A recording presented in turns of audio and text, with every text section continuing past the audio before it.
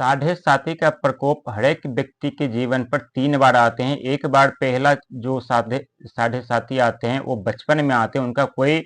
फर्क नहीं पड़ता क्योंकि बचपन में होता है और बचपन में उनके ऊपर माता पिता का साया होता है, तो उनके ऊपर साते साढ़े का प्रकोप का प्रभाव उतना नहीं पड़ता। लेकिन जब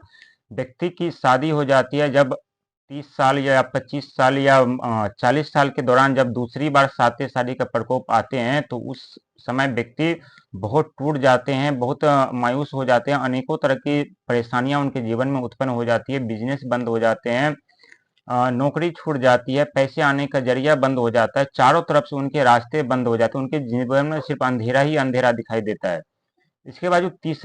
तीसरी बार जो साढ़े साथी का प्रकोप आता है, जो 60 साल के बाद व्यक्ति के पे आता है, तो उस समय बहुत ऐसे व्यक्ति होते हैं जो दुनिया से चल बसे होते हैं। बहुत व्यक्ति जो बुजुर्ग हो रहते हैं, उनके ऊपर जब साढ़े साथी की प्रकोप चलती है, तो उनके बच्चे जो होते हैं उन्हें घर से बाहर निकाल देते हैं, खाने के लिए नहीं देते। अनेक तरह की प्रताड़नाएं उनके जीवन में देखने को मिलता है। लेकिन जब पहला लेकिन जिस व्यक्ति के ऊपर साते सदी का प्रकोप 30 साल या 40 साल या 35 साल के आसपास जो साढ़े साथी का प्रकोप पड़ता है, उस साढ़े साथी में इंसान बहुत ही टूट जाते हैं, बिखर जाते हैं, उनकी जीवन बहुत बर्बाद हो जाते हैं। मतलब एक चलती फिरती लाश बन करके रह जाते हैं, चाहकर भी कुछ नहीं कर पाते। अनेकों तरह की परेशानियां उनको भुगतने पड़ते हैं, पैसे आने का जरिया बंद हो जाता है, कार्य छूट जाते हैं। जिस कार्य जहाँ पे कर रहे हो तो वहां पे उन्हें अपमानित होना पड़ता है, बेइज्जती होना पड़ता है, अनचाहे परिणाम भुगतने पड़ते हैं। काफी तरह की प्रताड़नाएं उनको मिलती है, मानसिक प्रताड़नाएं मिलती है, कर्ज काफी सारे हो जाते हैं उनके ऊपर, क्योंकि उस समय का दौर बहुत ही खतरनाक और खराब होता है। लेकिन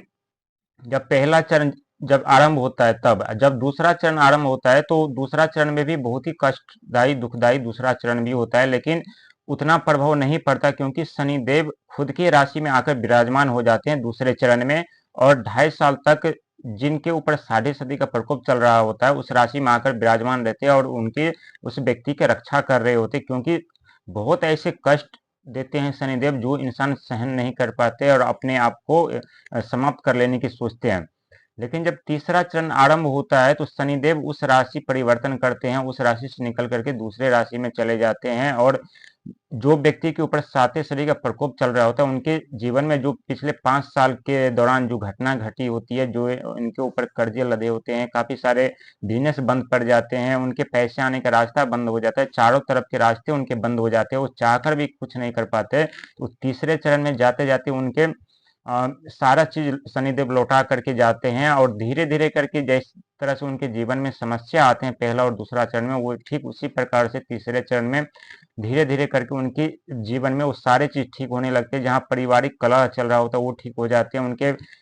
नौकरी छूट जाते हैं, वो नौकरी लगना स्टार्ट हो जाते हैं, पैसे आने का जरिया धीरे धीरे आरंभ हो जाता है, उनके जो चारों तरफ से बंद रास्ते थे वो रास्ते धीरे धीरे करके खुलने लगते हैं। उनकी जहाँ कार्य कर रहे थे, जहाँ उनको अपमानित होना पड़ा था अनेकों वजह से, तो वहां से उनको फिर मान सम्मान मिलने लगते हैं, क्योंकि वो अपने जीवन में तरक्की करने लगते हैं। तो तीसरा चरण में मान सम्मान वापिस होता है, चारों तरफ से जो पैसे आने का जरिया जो बंद था वो चालू हो जाते हैं। जो जहाँ पर कार्य कर रहे होते हैं वो कार्य उनका आरंभ हो जाता है, उनका जो मान सम्मान वो गवा चुके रहे होते हैं सातवीं सदी के दौरान, वो सारा चीज उनको वापिस आने लगता है धीरे धीरे करके। और